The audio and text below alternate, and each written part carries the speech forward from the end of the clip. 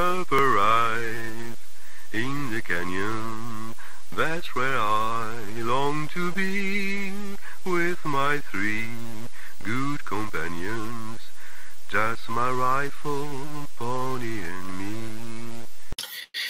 Bonjour à toutes et à tous, ou bonsoir, ça dépend de l'heure à laquelle vous allez découvrir cette nouvelle émission. Nous allons parler aujourd'hui d'une revue. Enfin, ça s'intitule Fanzine de cinéma spécial. Ça s'appelle Fantôme, P-H-A-N-T-O-M, Fantôme, comme le Phantom of the Paradise.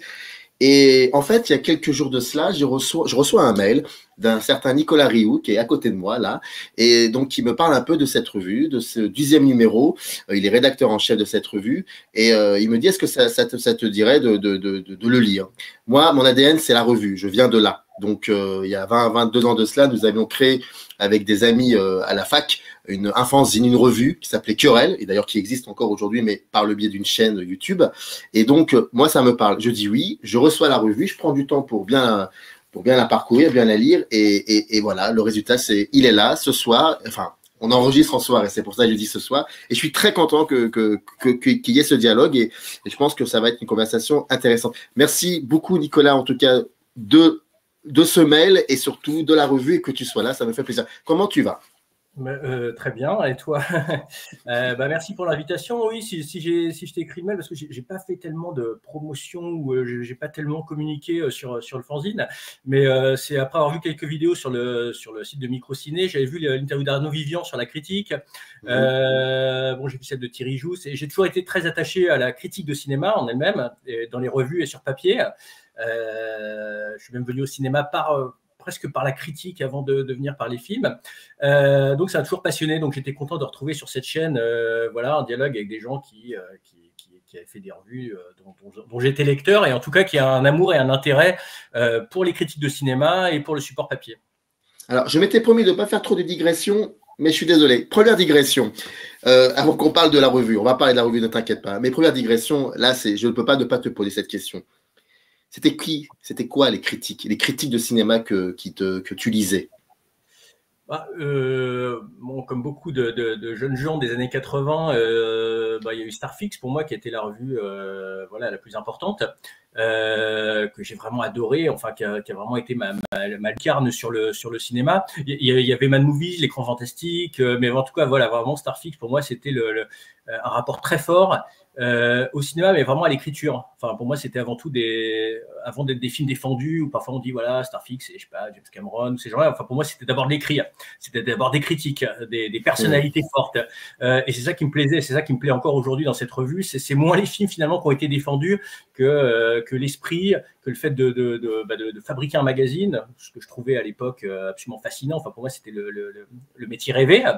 Et puis voilà, après, il y a eu plein d'autres revues, les Cahiers du cinéma, bien sûr. Il y a eu la revue du cinéma aussi, dont on ne parle pas souvent, mais qui était quand même une excellente revue, une revue très ancienne, mais en tout cas que j'ai beaucoup lu dans les années 80. Donc voilà, la presse cinéma, pour moi, était la lucarne sur le cinéma. J'ai lu très vite, enfin, je suis allé au cinéma avant de lire des revues, mais j'ai quand même très vite lu des revues dès, 8 ans, 9 ans, 10 ans. Enfin, j'ai commencé à me passionner pour ça, et j'aimais le médium en tant que tel, enfin l'objet revue.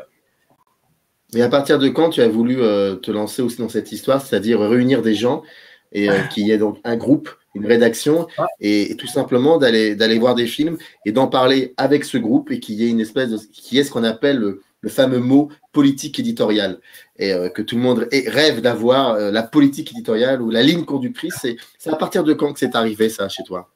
Le premier fanzine dans lequel j'ai écrit, ça devait être en 1992, je vais avoir 16 ou 17 ans. Et dans Mad Movies à l'époque, en fait, Mad Movies recensait les fanzines de cinéma, enfin les fanzines envoyés à Mad Movies, et recensait. Je m'étais aperçu qu'un fanzine, une personne qui faisait un fanzine habitait pas très loin de chez moi, donc je l'avais contacté pour écrire. Et à l'époque, ça n'a pas forcément changé depuis, mais j'étais assez solitaire, je connaissais pas de cinéphiles ou vraiment, donc pour moi c'était un peu le mystère. Il y avait quand même le fantasme, le fanzine, qui est donc un magazine de cinéma mais amateur, fait avec les moyens du bord, était quand même le fantasme, de fabriquer soi-même avec sa revue dans son coin. Il y avait évidemment l'envie de rencontrer d'autres gens par cette revue. Et j'avais lu des fanzines aussi, parce que les gens qui avaient fait Starfix, ces revues, souvent avaient commencé par faire des fanzines que je m'étais procuré. Enfin voilà, le fanzine, c'était un peu une façon de mettre le pied à l'étrier avant de faire une revue. Il fallait commencer par faire un fanzine. Et le premier numéro de Fantôme, après j'ai voulu faire mon propre fanzine, où j'ai rencontré des gens, j'ai même mis des petites annonces pour rencontrer des gens qui voudraient faire le fanzine avec moi. Donc j'ai rencontré quelques personnes, dont Laurent, un ami avec qui on a fait le fanzine. Et puis voilà, ça date de 1995. Donc c'était notre... Alors c'était un fanzine...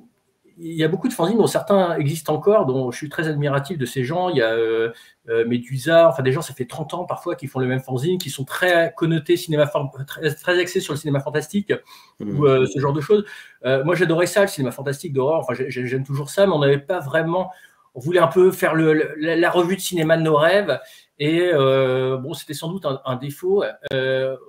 On n'avait pas forcément le fantasme d'aller vers des endroits complètement inédits, comme faisaient certains fanzines très, très brillants. On voulait un peu faire notre revue, parler de ce qui sortait, de ce qu'on aimait.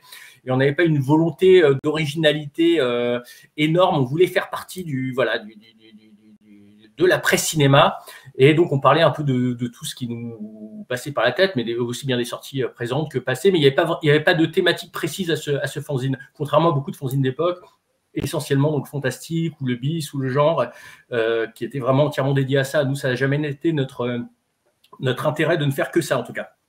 Et est-ce que vous aviez aussi, quand vous avez créé ce fanzine, d'être, comme tu dis, de faire partie de ce monde, c'est-à-dire aller voir même des projections de presse. Donc, exactement faire comme n'importe quel journaliste ou critique de cinéma, aller voir les films en amont ou des entretiens, et comme ça, pouvoir écrire en amont, pouvoir même d'abord en parler en amont autour du groupe, avec le groupe, pardon. Est-ce qu'il y avait cette idée-là aussi?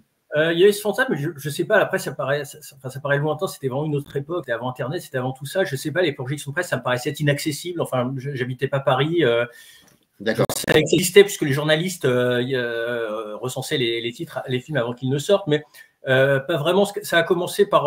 il y avait parfois des films en avant-première, des choses comme ça. Je me souviens rencontrer Bertrand Tavernier qui était venu présenter La fille d'Artagnan avant que le film ne sorte. Voilà, il y a quelques dizaines de kilomètres de chez moi. Il y avait des festivals, on est allé à Deauville, il y avait comme ça. Mais la première projection de presse que j'ai faite, je m'en souviens très bien, c'était Crying Freeman de Christophe Gans. Parce que justement, je finissais mon fanzine, on avait fait un numéro entièrement dédié à la revue Starfix. Et pour terminer le numéro, en fait, l'idée était de le terminer quand Crying Freeman sortait. Et je me souviens être allé en projection de presse à Paris exprès, juste pour voir le film, pour pouvoir, mettre le point final à cette revue qui devait être la vision de ce film. Donc, c'était c'était ma première projection de presse. Après, j'ai travaillé dans la presse et j'y suis pas mal allé en projection de presse, mais non, quand on était... Après, si, mon camarade Laurent, avec qui on faisait la revue, est parti habiter Paris et lui a commencé à couvrir les projections de presse. Mais moi, j'étais encore étudiant à Rouen. Donc, voilà, c'est venu plus tard, les projections de presse. Mais c'est un peu le Graal pour le cinéphile.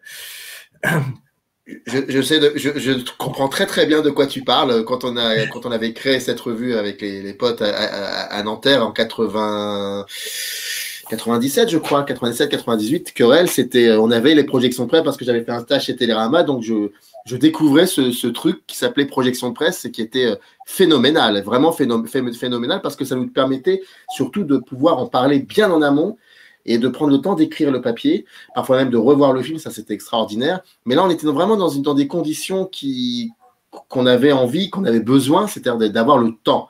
Et est-ce que pour toi, ça a toujours été aussi un aspect important dans la critique de cinéma, à savoir prendre le temps de voir quelque chose, voire de le revoir, d'en discuter et ensuite d'écrire? Mais vraiment, moi, alors, pour pardon, excuse-moi, c'était ça qui nous intéressait dans le concept de fanzine. C'était un mensuel et le fait qu'on ait le temps.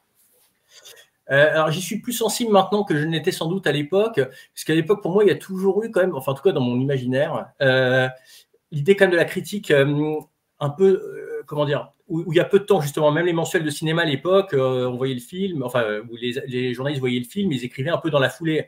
Donc tout ça était quand même un peu à chaud avec l'actualité brûlante. J'étais toujours assez admiratif de d'être capable de voir un film et d'arriver à écrire un papier. Pour moi, ça faisait partie du charme de la chose. Je ne sais pas, c'est comme un rock critique qui rendrait compte d'un concert. C'est dans le feu de l'action. Et la beauté de la chose, pour moi, était d'arriver à tisser des liens ou trouver des lignes de force. Quand même dans l'instant, ce qui n'est pas facile à faire. Pour avoir travaillé dans un mensuel après, c'est quand même compliqué. Après, parfois, on juge les revues sur le résultat, mais entre ce qu'on peut voir, pas voir, le temps, les délais, la fabrication, le fait de remplir un magazine, il y a tellement de choses qui rentrent en ligne de compte que d'arriver à garder une espèce d'influx et de vision dans la rapidité, puisqu'il y a quand même une pression à faire même un mensuel. Un mensuel, je me souviens, quand on faisait un mensuel, ça allait très très vite. Enfin, on était toujours surpris d'être déjà à devoir faire le numéro d'après. Et sans doute qu'on ne prenait pas. Enfin, je ne sais pas, le temps, c'est quelque chose qui est venu après. Ce n'est pas forcément quelque chose que pour moi, ça devait. Il fallait être. Enfin, en tout cas, c'est ce que j'admirais chez les critiques, d'être vif rapidement, tout de suite, quitte à se planter, effectivement. Mais voilà, il y avait comme cette notion de rapidité. Après, faire un fanzine, on parlait aussi de choses plus anciennes sur lesquelles on avait eu le temps de. Après, on était jeunes, je ne dis pas qu'on avait réfléchi très très longtemps, mais voilà, sur lesquelles ça avait un peu infusé ou qui étaient là quand même depuis quelques années. Mais voilà, le temps, c'est plus quelque chose qui pour moi qui est venu après, en fait, que à cette époque-là, ou que le fanzina, ou qui répondait à une sorte d'immédiateté et que j'admirais assez, en tout cas chez les autres. Donc, tu devais être assez sensible à ce qu'on appelle l'écriture en festival, le fait de voir des films et d'écrire vite pour que le papier soit. Est-ce que ça, c'est. Moi, je sais que ça a toujours été un problème pour moi, écrire dans un festival, parce oui. Alors, j'ai jamais fait ça, parce que j'ai fait des festivals, mais en général, on faisait les numéros, enfin, quand on faisait du fanzine, on faisait ça après être rentré. J'ai jamais été confronté au fait de faire un festival et de devoir écrire dans la foulée. Je suis toujours impressionné par les critiques du Monde ou Libération pendant le Festival de Cannes. Je me demande toujours comment, pour avoir déjà fait Cannes, et je ne sais même pas quand est-ce que j'aurai le temps d'écrire, comment arriver dans cette espèce de cohue permanent, d'attente, de film, d'arriver en plus à écrire des textes de façon… les critiques anglo-saxons sont hyper brillants là-dessus, je trouve. Je ne sais pas, par exemple, il y a un critique que j'aime bien qui s'appelle Neil Young, qui est un critique anglais, qui fait que des festivals quasiment. Enfin, je sais plus, il raconte parfois sa vie, où il disait qu'il voyait 500, 600 films, mais que en festival. Il passe sa vie en festival, et je crois qu'il avait une année, il avait fait, je ne sais plus combien, 50 festivals. Et je suis très impressionné par la façon dont il arrive, parfois pour avoir vu les films dont il parle après, d'arriver à voir un film et d'écrire 2 heures après ça, et d'avoir une telle capacité de synthèse, de compréhension. Enfin, j'en serais absolument incapable. C'est l'écriture automatique. C'est l'écriture automatique. Ça finit par être ça. Je me souviens, parce que pour le travail, j'avais fait un petit livret sur Night of Cups de Terrence Malick. Et j'adore ce film, et je l'ai vu, je ne sais pas, 20 fois, 30 fois, je l'ai revu du temps. Et je me disais que ce fameux Neil Young, là, il a fait une critique à Berlin, et je ne sais pas si après 20 visions et autant de temps passé, je serais capable d'avoir la perspicacité de sa critique, faite visiblement à chaud dans la foulée. Enfin bon, il y a quand même des gens qui… Bon, je suis très admiratif pour ça. Il y a une différence fondamentale entre la critique française et la critique, dans l'occurrence, anglo-saxonne? Franchement, je ne sais pas. Je ne lis pas assez de critiques anglo-saxonnes. Voilà, il y a des gens que j'aime bien lire comme ça, où j'ai pas suffisamment de vision. Je sais, parfois reproche de ce que je peux lire dans les grands médias comme Hollywood Reporter, Variety, c'est très souvent très didactique, très descriptif. Mais il y a aussi d'autres gens là, comme ceux dont je parlais, ou sur des blogs dont je suis toujours un peu impressionné de l'érudition. J'ai l'impression qu'il y a moins de… Après, peut-être parce que je parle mal anglais, je suis moins sensible. Il y a peut-être moins de vouloir se montrer, ou et plus de précision par rapport au film lui-même, et moins d'enrobage critique ou de… Voilà. Mais je ne suis pas assez lecteur de presse anglo-saxonne pour pouvoir vraiment comparer. De quand date le premier numéro de Fantôme? Alors, le premier numéro est sorti en 1995, je crois. J'étais étudiant, j'étais en prépa, et ça a été fait en même temps que mon temps de prépa, ce qui rétrospectivement, je ne sais pas trop comment on peut le faire, parce que ça prenait beaucoup de temps. J'étais dans une ville où il n'y avait pas de cinéma. Voilà, c'était fait un peu dans l'euphorie du moment, et on a fait 9 numéros en 3 ans, je crois. Oui, on fantasmait d'avoir une périodicité régulière, ce qui a été impossible à tenir, mais quand même, voilà. Après, par rapport à d'autres fanzines de l'époque qui en sont à des dizaines de numéros, c'est pas terrible. Après, on a quand même tenu, parce que souvent les fanzines font 1 ou 2 numéros et s'arrêtent. Voilà, on avait tenu quand même 3 ans à faire 9 numéros, parfois assez denses. Voilà, avec... Après, c'est un fanzine, hein, donc le succès est impossible, mais bon, on était content, on était recensé dans des revues comme Mad Movies, on avait un peu parlé de nous. Grâce à ça, on était allé à Paris, on avait pu rencontrer des gens qu'on avait envie d'interviewer. On avait rencontré Patrick Brion, on avait rencontré d'autres gens. Bon, c'était très agréable. On a rencontré aussi d'autres amis, enfin des gens qui sont devenus des amis, qui eux-mêmes faisaient leur propre fanzine. Donc c'était aussi un peu ça n'a pas été fait dans ce but-là, mais ça a été aussi un moyen, voilà, de sociabilisation et de rencontre avec des gens qui partageaient les mêmes passions qu'on n'aurait peut-être jamais rencontrées sans ça. Mais voilà, le fait de faire un fanzine, après on pouvait en plus écrire dans nos fanzines respectifs, donc on s'échangeait des textes et tout. Donc ça, c'était plutôt sympa, ouais, comme époque. Et qu'est-ce qui ressortait de ces 9 numéros de Fantôme? Oui, peut-être la politique éditoriale, mais surtout les films que vous défendiez, c'était quoi exactement? Qu'est-ce qui en ressortait avec le recul maintenant? Écoutez, ça paraît simple comme question, mais là, je n'ai jamais relu les numéros depuis longtemps. Donc, moi, le numéro alors c'est pas forcément des films, mais le numéro qui a compté pour moi, évidemment, c'est celui qui était dédié à la revue Starfix. Donc, c'était un numéro entièrement dédié, qui faisait 100 pages, entièrement dédié à la revue, avec son histoire et tout. Donc, pour moi, c'était un peu c'était un numéro important, voilà, parce que c'était on voulait faire une revue, mais c'était un hommage. Finalement, ce fanzine était un hommage aux revues avant d'être un hommage au cinéma. Enfin, un hommage, pas un hommage, c'est un peu, en tout cas, une déclaration d'amour aux revues de cinéma. Avant d'être une déclaration d'amour au film. Je sais pas, je me souviens pas, j'ai pas relu les textes, je sais pas. Pour moi, c'est un peu une espèce de, je sais pas comment dire. Des boîtes de Pandore. Je ne sais même pas ce qu'il y a dedans en fait. C'est un peu une boîte de Pandore, c'est-à-dire que si tu l'ouvres, ça va être compliqué peut-être à assumer.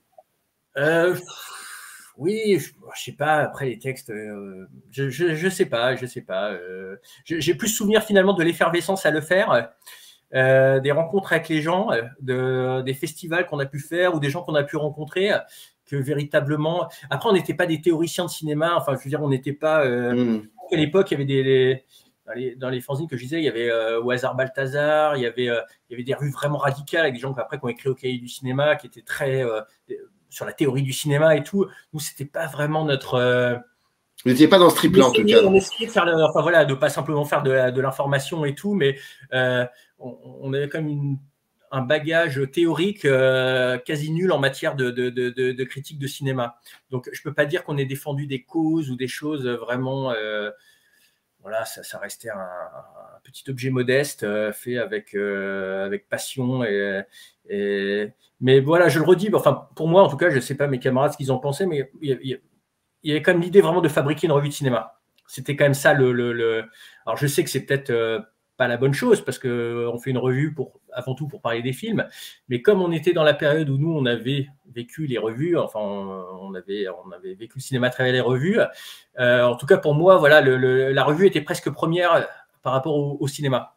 C'était l'idée de faire un magazine de cinéma, une revue de cinéma qui comptait, de vouloir ressembler avec la naïveté que ça peut avoir aux vraies revues. C'était de faire ça et de dire et de montrer qu'on voulait faire ça. Et cette revue, d'un point de vue économique, comment elle était construite, comment elle était fabriquée et surtout comment elle était diffusée?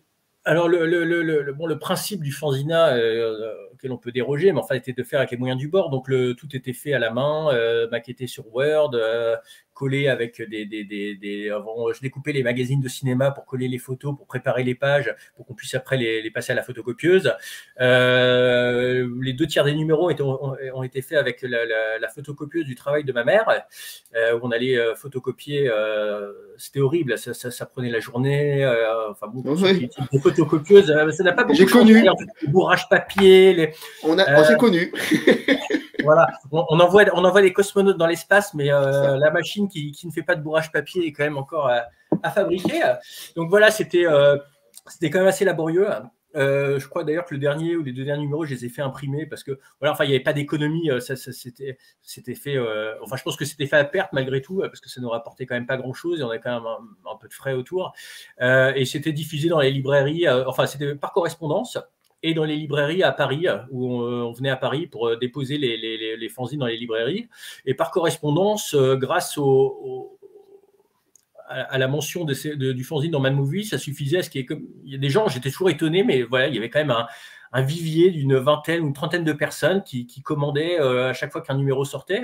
Et j'ai même eu la surprise là, pour le dernier numéro dont on va parler, d'avoir un des lecteurs d'il y a 30 ans qui je n'ai pas écrit, je n'ai fait aucune info, qui m'a commandé le numéro comme il faisait à l'époque, c'est-à-dire juste en envoyant son chèque, un mot avec son adresse, enfin pas de commentaires sur la revue, rien, et qui donc 30 ans plus tard a commandé le nouveau numéro. Donc j'étais surpris de me dire voilà, bon, il y a comme des gens qui suivent ou qui sont toujours attachés, puisque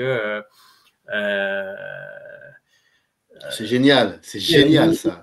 Philippe, de son prénom, Philippe Navarro, que je remercie, si un jour il écoute, voilà, d'avoir été fidèle depuis 30 ans. Non, mais c'est incroyable. Et je me souviens qu'on a eu des lecteurs quand même qui sont devenus très brillants par la suite. Je me souviens que Vincent Maloza du cinéma avait commandé le fanzine. Et donc, c'est devenu voilà, une des plumes les plus brillantes des cahiers du cinéma. Après, bien meilleur que nous. Donc, notre lecteur était bien meilleur que ce qu'on pouvait écrire. Mais voilà, après, voilà, ça reste, on parle dans les meilleurs jours d'une centaine de ventes ou 150 ventes, je ne sais pas, c'était quand même tout petit. Mais ça crée un peu de la vie, du dynamisme, de l'existence. C'est même un peu grâce à ça qu'on a souvent trouvé notre premier emploi ou parce que on était fan de cinéma, on a rencontré des gens. Enfin, c'est aussi un peu grâce à ça. Ça n'a pas été fait dans cette optique-là, mais ça a eu des débouchés. Et puis même dans la presse cinéma, après, grâce au fanzine, je me souviens rencontrer des critiques de cinéma. Ça fait un peu vieux combattant, mais je me souviens rencontrer Léonard Haddad au Festival de Deauville, mais qui était tout jeune, puisque je crois que ça faisait 2 mois ou 3 mois qu'il faisait la critique, mais pour moi, c'était déjà important, parce qu'il avait écrit un dossier sur John McTiernan dans le Cinéphage, avec David Martinez. Et c'était le premier dossier de John McTiernan. Les gens l'aimaient bien à l'époque, mais c'était le premier dossier un peu. C'était pas si évident que ça, McTiernan. Évident. Il y avait eu certains films qui avaient été défendus, mais là, c'était presque un article déjà rétrospectif pour dire voilà. Je sais pas, il avait même pas 10 ans de carrière. Je me suis rencontré Léonard Haddad à Deauville, qui venait d'écrire ce texte, mais je crois que c'était un des seuls textes qu'il avait écrit. Mais voilà, pour moi, c'était un critique de cinéma de la profession, et je me suis lui avoir parlé. Et comme je faisais un fanzine, on a échangé. Et voilà, on est devenus bons camarades par la suite. Et d'autres gens comme ça qu'on a rencontrés de la presse. Il y avait des gens sympas, David Martinez, Léonard Haddad. Étaient des gens bienveillants avec les jeunes. Enfin, ils n'étaient pas très vieux, mais en tout cas, on était un peu plus jeunes et ils ont toujours été sympas avec nous, à essayer de nous faire écrire même par la suite. Enfin, voilà, à nous orienter ou nous guider. Voilà. Le 10e numéro, c'est celui-ci. Voilà, c'est très particulier. Il y a ça. C'est pas l'affiche du film. C'est une affiche qui a été originale. Voilà, qui a été pensée. De Olivier Fertel qui nous l'a. En fait, j'ai travaillé avec lui par hasard dans le cadre du travail et je lui ai demandé s'il ne voulait pas nous dessiner une affiche d'un film invisible, après définir ce que c'était. Et on a un peu discuté et on a parlé de La Forteresse Noire, que j'adore, qui je trouve est le meilleur Michael Mann. En tout cas, c'est mon préféré. Et voilà, il nous a fait cette très belle affiche pour ce numéro. Alors, hors caméra, je t'ai demandé l'autorisation. Tu m'as dit oui, vas-y, fais-le, pourquoi pas. Mais je pense que c'est important parce que c'est ton édito, c'est l'édito donc qui ouvre le 10e numéro et je trouve qu'il il dit beaucoup de choses. Alors, le titre, c'est Les Vestiges du jour. Et comme illustration, c'est une image de ce très beau film La Chevauchée de la Vengeance de Bud Buttigieg. Donc déjà, de voir Bud Buttigieg dans une revue de cinéma, c'est toujours plaisant parce que c'est un des plus grands du cinéma américain et malheureusement, on n'en parle pas forcément si souvent que ça. C'est dommage. Voilà comment ça commence. Tu dis, refaire un numéro d'un obscur fanzine édité dans les années 90, quelle idée saugrenue. C'est parce qu'elle était saugrenue que cette idée nous a paru finalement pas si mauvaise, au diable la rationalité. Et que nous avons subitement eu envie de transformer une courte série de 9 numéros en 10. le début des choses sérieuses. À l'époque, nous étions jeunes et cinéphiles, nous voulions nous aussi faire un jour notre star fixe, car contrairement à ce que de vieux barbons ont décrété, pour nous, devenir critique de cinéma faisait partie de nos rêves, avant de passer derrière la caméra. 25 années ont passé, notre star fixe n'a pas vu le jour, pas plus que n'ont été réalisés nos films, un gain de temps pour tout le monde. 25 années qui nous ont fait passer de la post-adolescence ténébreuse à la banalité de l'âge adulte. Quand, à nos désirs incandescents, ils ont été remisés à la décharge des rêves calcinés. Je trouve ça très beau. Le cinéma, il est toujours là, dans nos vies quotidiennes, mais moins intensément qu'avant. Nous nous sommes rendus compte un jour qu'il ne nous avait servi à rien, et que nous n'avions finalement pas appris de lui. La faute à qui? À lui, à nous sans doute. Et le cinéma continue pourtant à être cet endroit où nous allons nous réfugier en espérant y découvrir une étincelle qui nous fera changer d'avis sur le monde, ou qui du moins nous aidera à le cerner un peu mieux. Mais finalement, le cinéma n'est ni mieux ni moins bien que la vie. Il est pareil, ennuyeux dans son ensemble, avec parfois des moments de grâce. Fort de cet échec, nous avons décidé de consacrer ce numéro à la disparition. Voilà, ça c'est la thématique du numéro 10. Au sens le plus large qui soit. Nous avons choisi de nous intéresser à ce qui aurait pu être mais n'a pas été, à ce qui a commencé mais ne s'est pas fini, ou c'est fini trop tôt. Trop de place est consacrée à ceux qui réussissent et ont déjà tout. Comme on dit, on ne prête qu'aux riches. Nous avons voulu nous retourner vers ceux qui auraient voulu mais n'ont pas pu, à ce qui aurait pu advenir mais n'est pas advenu, à ceux qui ont été un temps mais ont disparu des radars depuis. On pourra nous reprocher, au regard de ce programme radical, d'avoir conçu un sommaire qui l'est insuffisamment, d'avoir fait comme les autres, de nous être intéressés à ceux qui finalement ont eu ou sont, ce qui les différencie déjà du commun des mortels, sans doute. Nous ne prétendrons pas réinventer la roue et nos goûts seront sans doute jugés trop conventionnels et déjà formatés. De toute façon, la vraie logique pour ce projet eût été de le laisser en souffrance pour mieux rêver de le construire un jour. Ce fantôme aurait ainsi mieux mérité son nom, rejoignant l'armoire de nos revues non faites, de nos films non réalisés, de nos projets jamais menés à terme. Après tout, les étoiles mortes brillent autant que les étoiles vivantes. L'objectif secret de ce numéro sera donc moins de parler des films eux-mêmes que de mettre en lumière la partie immergée de l'iceberg qui constitue l'être humain, son envers en quelque sorte. On vous avait promis un début. Il s'agissait en fait d'une fin. Personne ne l'attendait, mais on vous le crie haut et fort. Ce numéro 10, c'est le nouveau numéro de Fantôme et ce sera aussi son dernier. Je trouve que c'est magnifique. C'est magnifique parce que ça parle de toi, ça parle de vous. Ça parle aussi de cinéma, certes, mais ça parle surtout de vous et d'avoir choisi cette thématique, la disparition. Question. Entre le 9e numéro, donc c'est-à-dire en 98, si je compte bien, et aujourd'hui, il y a eu quelque chose qui nous a tous claqué la gueule, qui s'appelle Internet. Et avec Internet, il y a eu l'avènement des startups, puis il y a eu l'avènement des revues de cinéma, début 2000. C'était pas évident de s'imposer en tant que revue de cinéma sur Internet, vis-à-vis, par exemple, des achats de presse, des choses comme ça. Et maintenant, aujourd'hui, il se passe pléthore de choses sur Internet.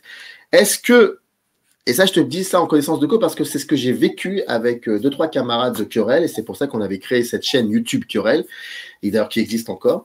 Mais est-ce qu'il n'y a pas eu un moment où, forme de frustration, te disant, mais putain, si on avait eu Internet à notre époque, ça aurait été peut-être plus simple.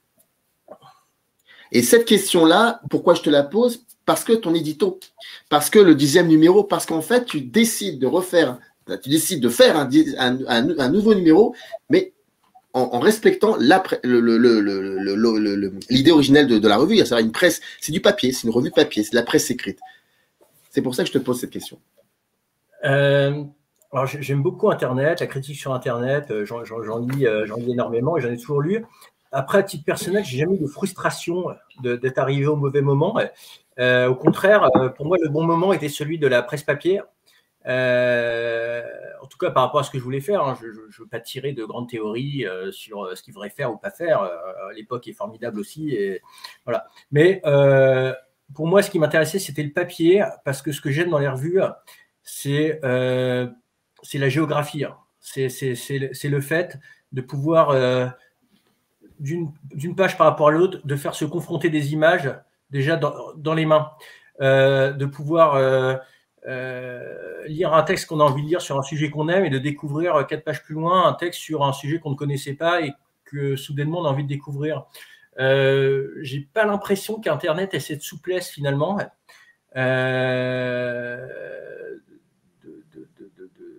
Ça manque de poids et de confrontation.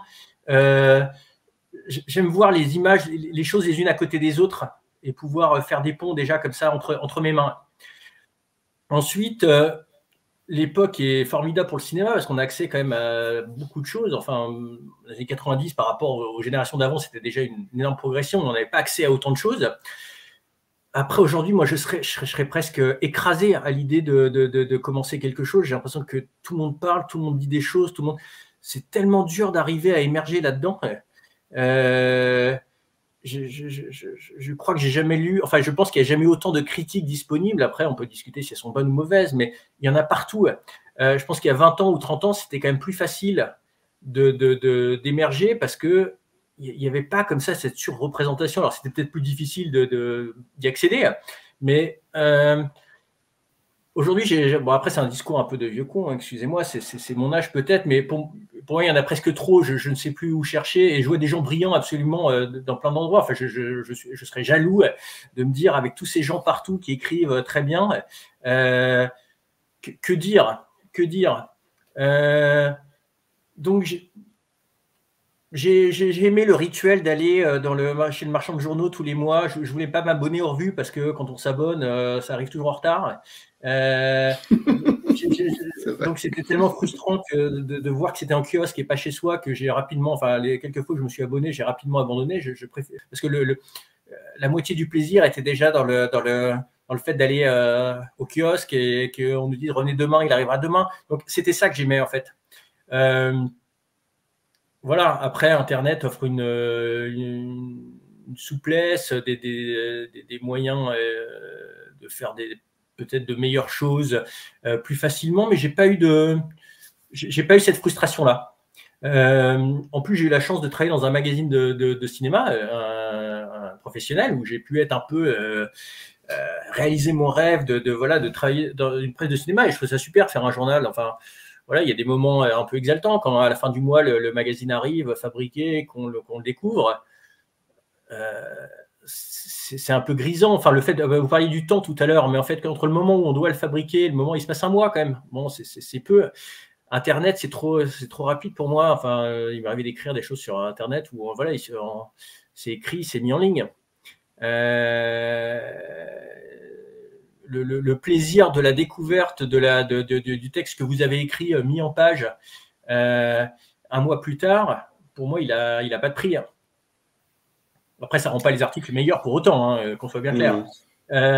Et c'est ça que j'aimais en tout cas. Enfin, c'est une partie de ce que j'aimais. Donc, voilà, j'ai pas de frustration et j'aime beaucoup Internet et je lis des sites, des critiques et tout. J'aime beaucoup ça. Mais voilà, je me dis pas... je ne regrette pas, en tout cas, je ne me dis pas si j'avais eu cet outil-là, je suis presque content au contraire de me dire heureusement que je n'ai pas eu cet outil-là à l'époque, ça m'a permis de pouvoir faire un fanzine, ce que j'aurais peut-être pas fait aujourd'hui, même si je sais qu'il y a des gens qui quand même continuent même des jeunes gens parfois qui en font quelques-uns, ça existe encore un peu le fanzine. Donc quand j'ai voulu faire ce numéro 10, il y avait, c'était volontairement de faire quelque chose de désuet, enfin de faire pareil, comme à l'époque, fait à la main. J'ai fait la maquette, je ne suis pas du tout maquettiste, j'ai fait ça sur Word. Je voulais presque le faire dans les conditions d'époque pour que, après je ne sais pas, est-ce que c'était pour, c'est un peu présomptueux de dire ça, mais est-ce que c'était pour mesurer, est-ce que quelque chose d'aujourd'hui fait comme à l'époque, où je pourrais le regarder et me dire voilà, qu'est-ce qui a changé à partir du moment où il faut que ça soit un peu identique pour pouvoir voir ce qui a changé, si c'est trop différent, on ne peut pas comparer, on peut pas mesurer. Donc, il y avait peut-être l'envie de, quand on passe un certain âge, on a envie peut-être de revenir sur son passé. Mais enfin, il y avait quand même l'idée de refaire à l'identique pour voir ce qui avait changé depuis et de constater. Donc, il fallait que ça ressemble un peu. Et puis, mais ce qui est intéressant, c'est qu'il faut voir aussi les plumes qui sont dans cette revue. Bien sûr, tout de suite, quand j'ai vu Frédéric Albert Lévy, je me suis dit, il y a un lien, il y a quelque chose qui. Frédéric Albert Lévy, donc je l'ai rencontré pour la première fois quand j'ai fait ce fanzine sur Starfix. C'est vraiment quelqu'un qui a été très gentil, très aidant. Et vous savez, il y a souvent ces figures de mentor ou de choses comme ça. Fall, pour moi, l'a vraiment été. C'est-à-dire qu'il a vraiment. Vous savez, vous avez 18-19 ans, vous venez faire un fanzine pour parler d'une revue. Je ne sais pas comment prennent les gens. Et lui a vraiment été très à l'écoute. Et ce que j'ai apprécié aussi chez lui, enfin, c'est quelqu'un, voilà, on s'appelle, c'est quelqu'un à qui souvent je fais relire mes textes. J'aime bien qu'il est assez dur parfois, mais en tout cas, je lui fais confiance. Il a toujours des bonnes idées, il a toujours des bons angles. C'est quelqu'un qui est présent et qui est toujours voilà, disponible, qui appelle pour prendre de vos nouvelles. Enfin, c'est vraiment quelqu'un que dans le métier, on va dire, que j'apprécie. Peut-être parce qu'il n'est pas dans le métier et qu'il a toujours été prof à côté et qu'il a toujours fait d'autres choses, mais en tout cas, c'est quelqu'un qui compte beaucoup pour moi. Et déjà, quand j'avais fait mon fanzine à l'époque, il m'avait écrit un texte sur James Bond.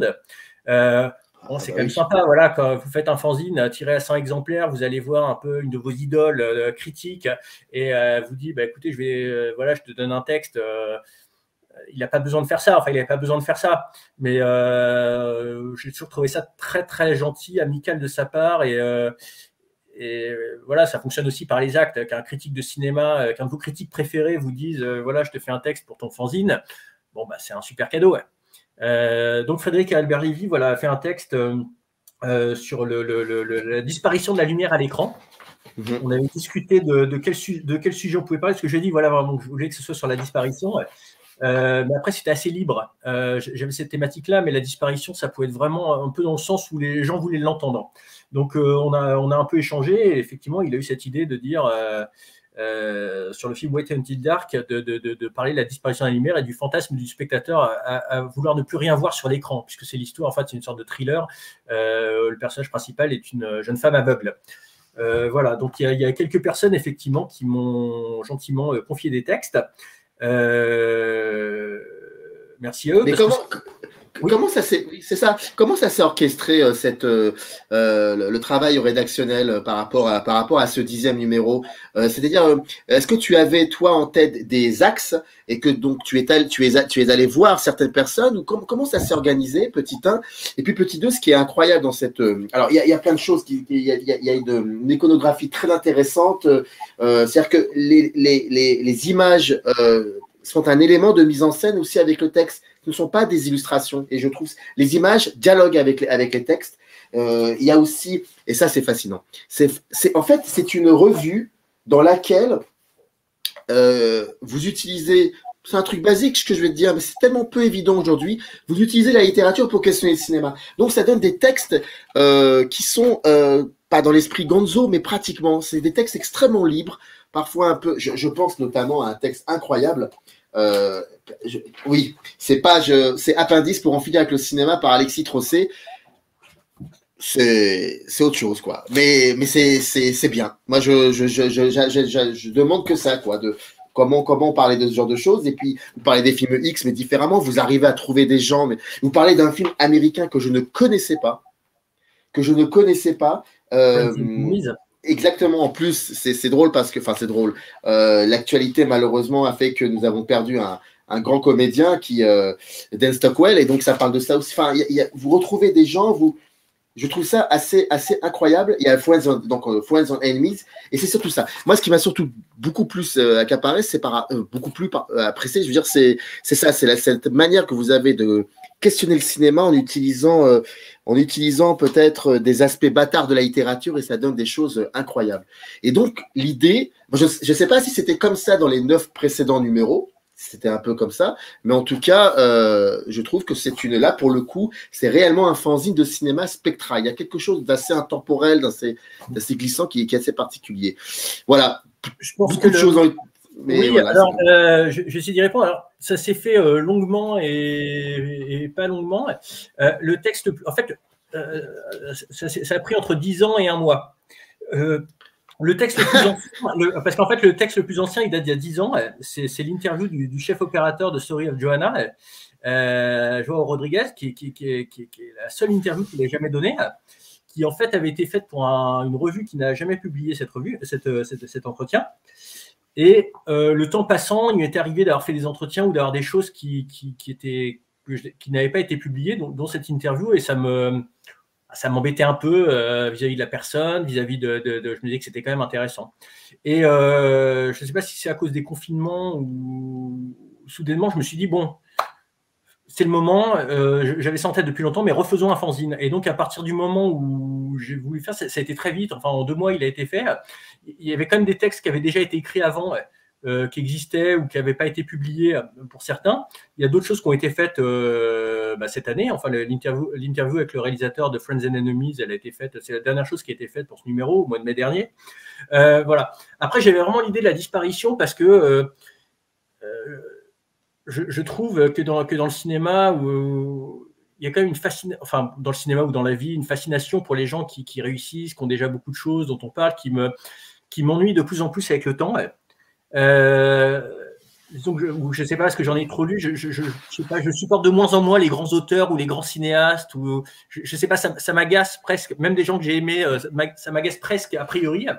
Et donc j'avais envie de m'intéresser à des gens pour lesquels on s'intéresse moins, mais j'ai comme idée vraiment j'ai mis une citation à la fin, en fait, qui pour moi est un peu le truc qui m'a donné vraiment la vision des choses, de Ravi Marias, que je laisserai les gens lire, mais enfin voilà, qui dit qu'on est aussi le produit de tout ce qu'on n'a pas fait.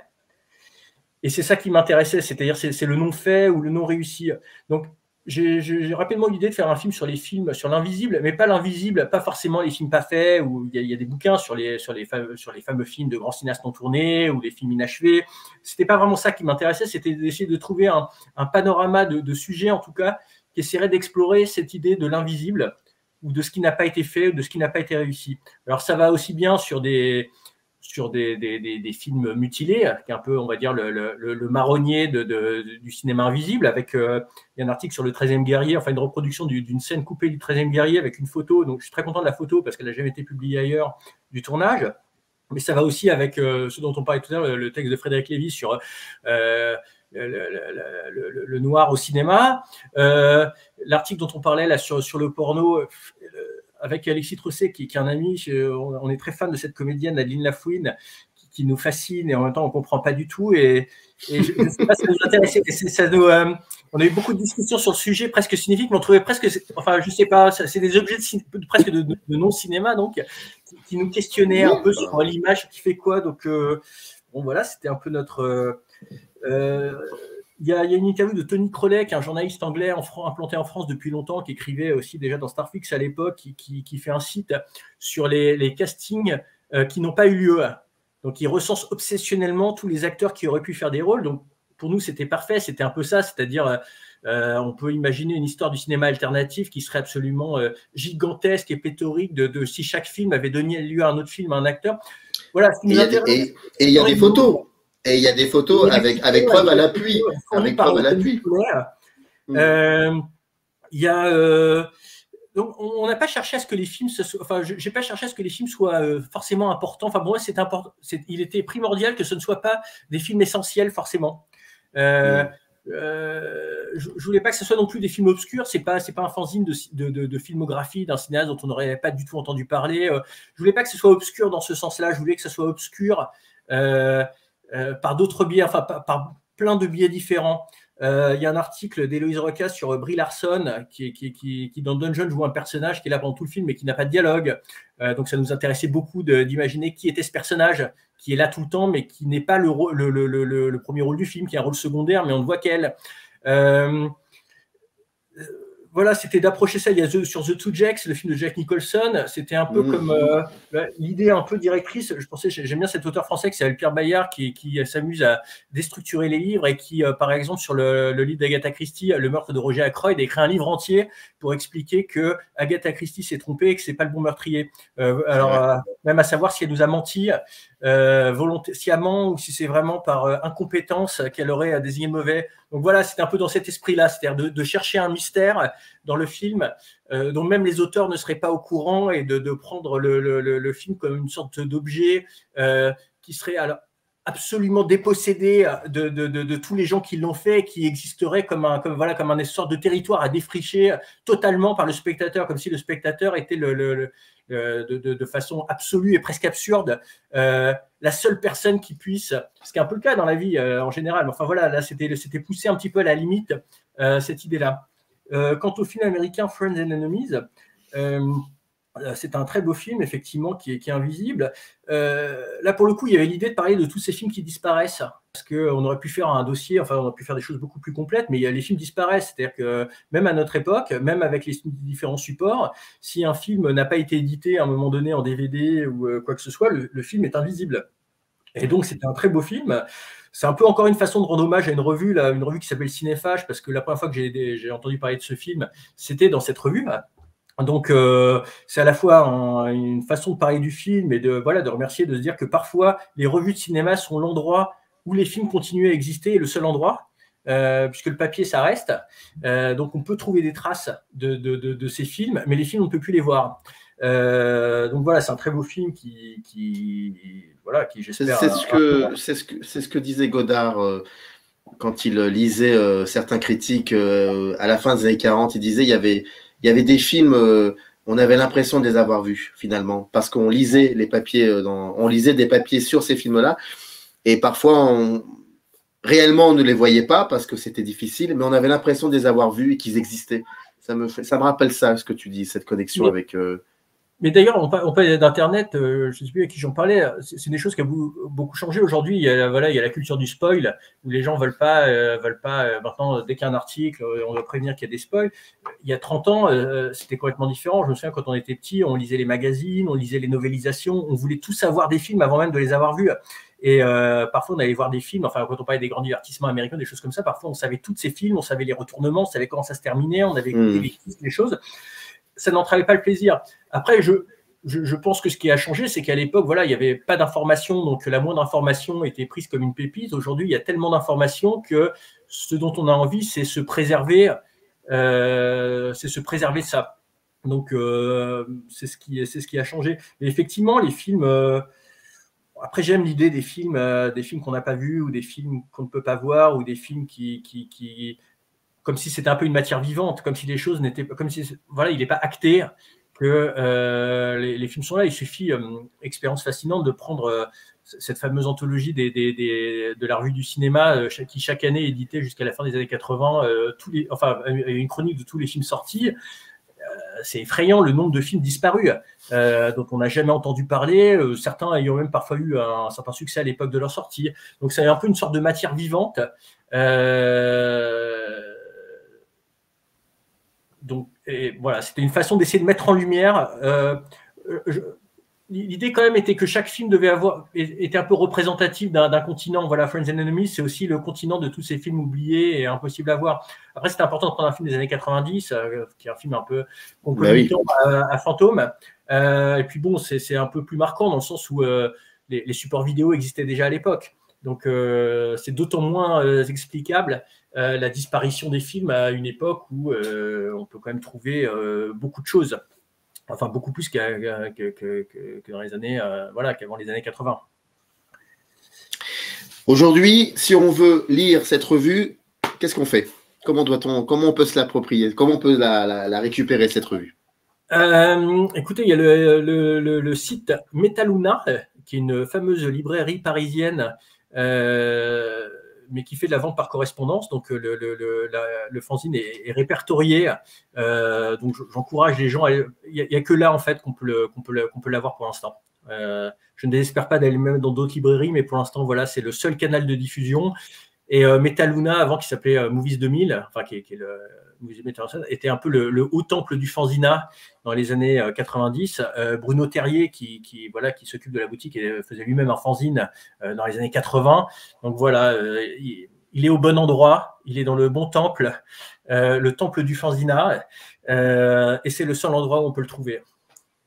Dans le descriptif de cette vidéo, vous trouverez un lien qui renvoie bien évidemment au site de Metaluna pour pouvoir vous procurer le 10e numéro de Fantôme.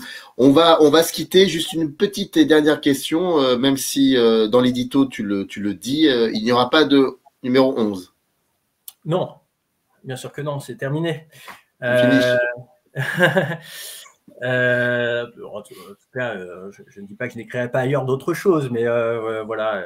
Après, j'entendais tout à l'heure, je revendique totalement cet édito. Après, voilà, il y a une part un peu bravage de dire c'est le dernier parce que personne ne m'a demandé, personne n'attendait ce numéro. Enfin, comme je le dis, mais je ne crois pas que ça importe à grand monde que ce soit le dernier. Mais voilà, c'était une façon de peut-être un peu grandiloquente, mais de finaliser les choses. J'aime bien c'est important de réussir sa fin au cinéma, d'avoir une bonne fin. Donc, il fallait que cette fin soit un peu flamboyante. Donc, j'espère qu'elle l'est. Voilà, exactement. Comme dit à un moment Alexis Trosset, quel était le dernier mot de son film de Monsieur Kubrick? C'est fuck.